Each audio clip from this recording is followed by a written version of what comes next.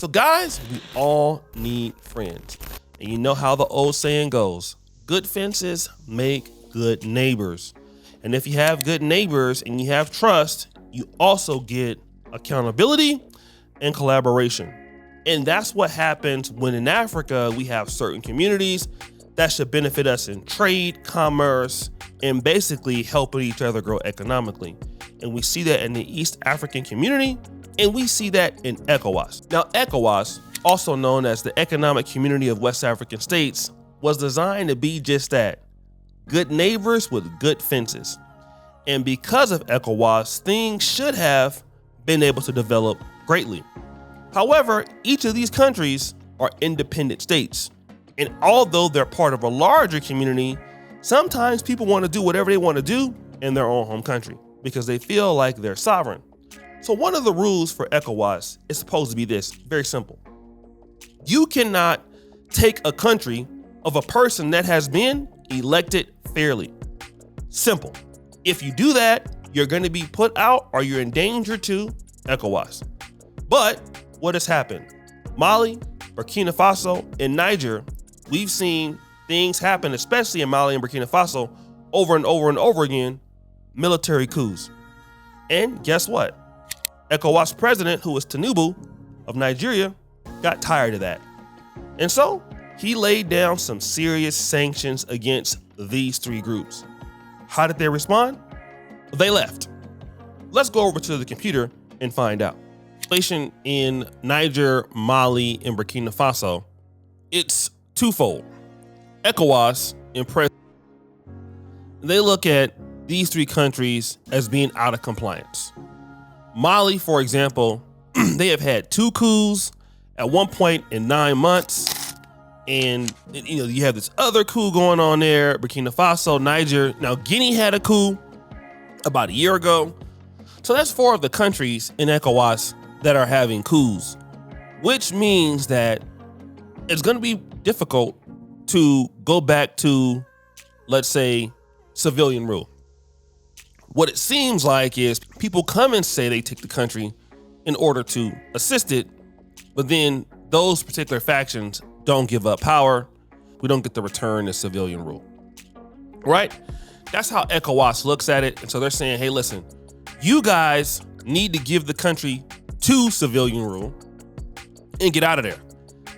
The issue is the coup plotters could end up serving retribution or getting retribution for taking the country in the first place. So they could be prosecuted, they could be killed.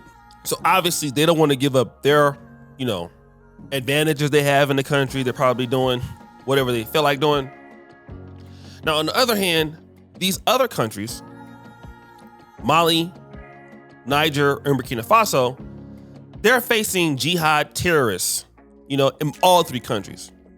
These people are coming in, causing a lot of problems in the name of Islam, according to what I've been researching here. And what Mali, Niger, and Burkina Faso are saying is like, hey, listen, ECOWAS, you guys are not giving us any support to fight off these people. So, we've been telling you the problems that we have, but you're not even following, your own rules either as to the support you're supposed to give to us. You're talking about us keep taking over the countries and be out of compliance. But ECOWAS, you are the one that's really out of compliance. Like, where is your support? You're not giving us any regional support to even maintain democracy. And the reason why it is because of the corruption in the government.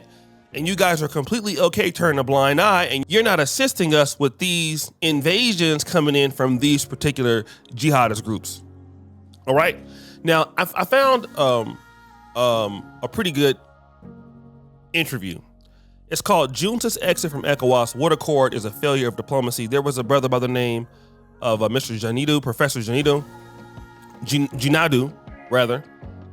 And he had something very interesting to talk about when it came to answering what the ECOWAS members are saying. And he's pretty much saying that this is a big failure in diplomacy. He makes a very strong point here, and I want to come back. Well, the military leaders of Mali, Burkina Faso, and Niger Republic cited a lack of support from ECOWAS in the fight against terrorism as a reason for their withdrawal. Now, the historical ties of the former colonies, particularly with France, have been a significant aspect of this schism.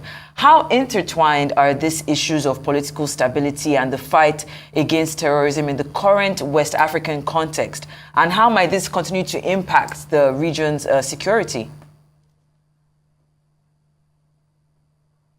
Well, I agree with you, and that is my whole point, that we need to sit back. Our foreign ministry needs to sit back and look at the situation, have a major overhaul of what its policies should be.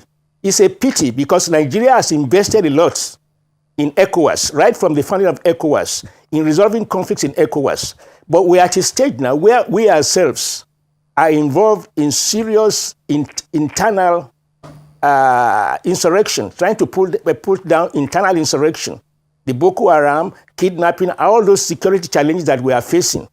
And our economy is in a very, very terrible shape now, that we may not be able to shoulder the international responsibilities that we were able to shoulder when we played very active role in resolving crises in Sierra Leone, in Liberia, and I think so that is the major issue that is involved here. Now, the point that he's making is, at least I believe he's making, is listen, we as a country are facing some, if not all, of the same issues that Burkina Faso, Niger, and Mali are facing. Our economy is not as great.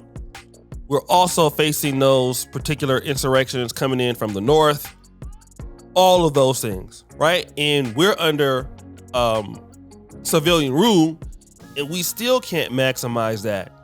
But through it all, it's not a good look for these ECOWAS members to be out of the membership. And Nigeria has invested a lot of money, time, in things and solving issues, especially if you guys remember in Nigeria when Samuel Doe got killed.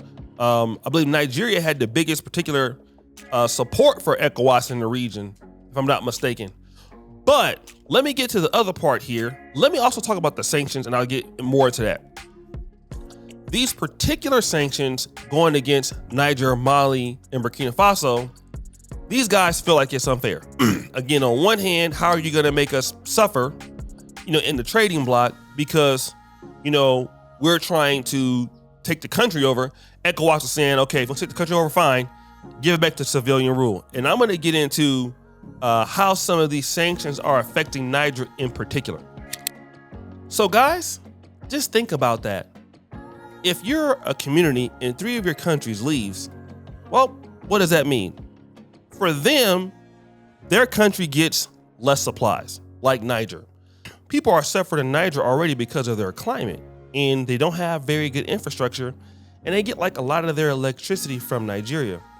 The same can be said for Mali and Burkina Faso because they have less resources, and they also depend on these other West African states to give them the things they need. These 3 are joining forces together, but there's still a problem. The problem is those countries who are still in ECOWAS, like Nigeria and Ghana, they have less people to sell to now. Nigeria has less people to sell their electricity, and Nigeria and Ghana have less people to sell their goods. What about Benin and Cameroon? Those people have less things to sell now because, well, Niger's not in ECOWAS, and they probably could sell it, but it still might be very difficult to sell it. So trade is going to be more difficult. Also, this makes us weak as an economic bloc to other people.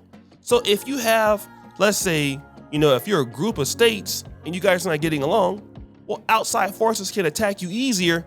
And also, there is even more rift of breaking up other states. So what about somebody else? If those 3 can leave, what about Nigeria? What about Ghana? What about Liberia? What about Sierra Leone? Well, I can just take the country whenever I get ready, and I can also leave. But on the flip side, all of these countries are saying that ECOWAS is not protecting them as individual states. I can see it going both ways. In any event, it doesn't look very promising, and I hope that it can become better. But hey, we'll have to find that out. So guys, what do you think? It's your boy O'Shea Duke Jackson, back at it again with another episode of Kinganda. I really appreciate you for all you do. Subscribe, hit the bell. We're out.